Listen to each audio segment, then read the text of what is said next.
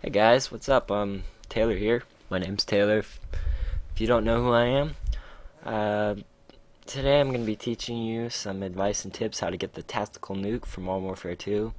A lot of you want to get this, and some of you can't reach the streaks for it, but I'm going to give you some advice and tips on how to make it successful, and so you guys can get your first nuke. This might not work for everyone. Everyone's got different playstyles, so just bear that in mind. You know, if I forget anything, you can remind me, and maybe I'll put it in the video later in the annotation. But I'm gonna try to cover everything. I put it to get this together in 10 minutes, the info and stuff. So it's short and sweet. So let's get on to this. First of all, if you notice, I'm playing on Afghan. Afghan is a nice map to get a nuke on because of the open spaces, which the enemies will respawn out in the open, and your kill streaks can sweep up and get some kills. Some maps to note on, which aren't very easy to get nukes on, are like Skid Row. Skid Row is a huge block of buildings, which is not very good because of pretty much your kill streaks are shooting through walls and you won't hit anything. Definitely not a good thing to have. First thing I'm going to talk about is a group of friends. You definitely want to play with a group of friends. A group of friends can mean a good team, which means good communication, because usually when you're in a team you'll have mics so you can talk to each other. Also, your team can help you out and get you the nuke, because they could roll with a 3 kill streak, 5 kill streak, 4 kill streak, and get counter UAVs, which will really help you in achieving your nuke. And they also can help you spot, because say you're down by A and there's someone coming up right behind you. There might be a guy on your team saying, "Hey, look around, there's a guy behind you." So you turn around and there he is, and you can pop him down. Hopefully you kill him. So good team is definitely a priority to a nuke. You definitely want to have that. Second of all, as you can see, I'm using my javelin. Javelins are really fun to use. Patience. Patience is probably one of the biggest keys. Staying back. You always want to stay back. Check your surroundings.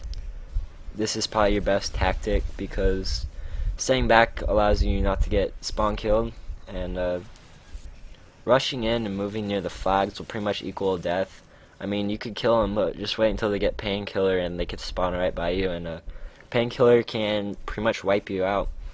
And let's go to that. The patience, you definitely want to be patient, but if you get like the bad team and you don't have patience, you can get really frustrated, and it can pretty much ruin your tactical nuke, because once you get frustrated you can't concentrate and you'll want to rush and you'll want to try to kill people. So there's that AC-130, Angel of Death. But yes, definitely be patient, try to not get frustrated. If you get frustrated, stop trying to get the nuke. Go back to your other kill streak until you get confident and happy again, happy, and you can try for your nuke again, which pretty much works for me. If I get frustrated, I just quit with the nuke and try like the Pavlo, the Harrier, and the Predator missile. And also another thing, reaction time. When you trying to get the nuke, I mean, this goes for a general rule. You want to have fast reaction time, because the faster you can react, the less times you're gonna get hit, or the less time an enemy will spot onto you and try to take you down. And this can also go for, don't try to stay in the same spot over and over. Reaction time, this can be improved by get to know the maps better, so you can spot people faster. There's my first death, but that's not gonna matter. Also, hardcore, you could try out hardcore. Hardcore definitely makes your reaction time faster, because you die in 1 bullet. So if you can't get fast reaction time, try hardcore, or get to know the maps bigger, or you could maybe lower your sensitivity or heighten your sensitivity, whichever makes you more comfortable and lock on faster. So that's a big plus you wanna think about. Also, stay off multiple routes. You want to stay out of big open areas. Say like in the middle of where that plane's at in Afghan. You definitely don't want to go out there, because then you're gonna have people are gonna have multiple views on you. So that means you're more exposed, and you don't want to be exposed. You want to be a ninja. And all like cross routes. Cross routes are like, there's 3 routes to a certain place, so that can really screw you up. So stay out of the cross routes and the big open areas. You know, stay on the outside of the maps, and that's your best bet because you're covering your back by the outside of the maps. This can lead into staying by your team. Staying by your team allows for them to protect your sides or let them alert that there's an enemy nearby, because if they get killed, then you have the notice that, hey, my teammates died, so there's gonna be someone coming from the left or the right or behind me, so I'm gonna have to act up and make sure they don't kill me. And also, usually they'll spawn back by you, because if you're patient, you're gonna stay back, and so when you're staying back, your team's gonna spawn behind you, and they're gonna be able to cover you, and usually if they're running out, they're gonna be the first to die, and that can lead to the alertness. Then there's guns.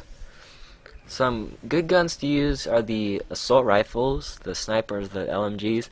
I would prefer a sniper rifle because you have to be fast with it, and sometimes you can get rushed from behind and not even know it, and it can be pretty gay. People seem to take advantage of the sniper rifles, which I guess the good thing about this is they added shotguns and stuff, submachine guns to the game for your secondary weapon, so you can pretty much kick their ass if they try to get near you. LMGs are really nice because you can add silencers to them in this game. So you can add the LMGs to your weapons for nukes, and yeah, assault rifles I would say your best bet. They got the power, and they're pretty much the all-around use weapon, and probably the best guns in the game. Attachments, let's see. You have your heartbeat sensors, your silencers, and your red dot sights. Your heartbeat sensors are very nice because they can tell whether there's someone around the corner, so you can definitely be aware and be sure to take them out because you'll know where they're at.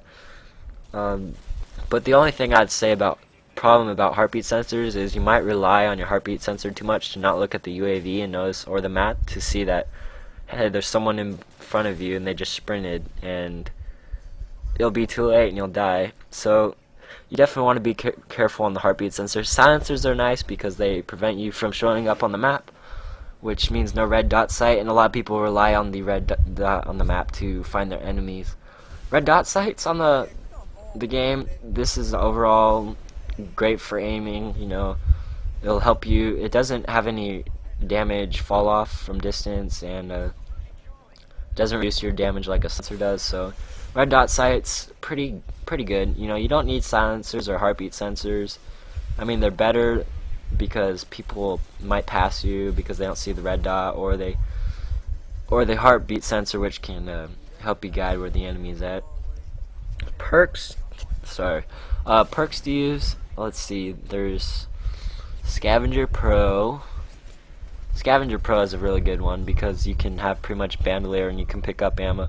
This is probably your #1 perk.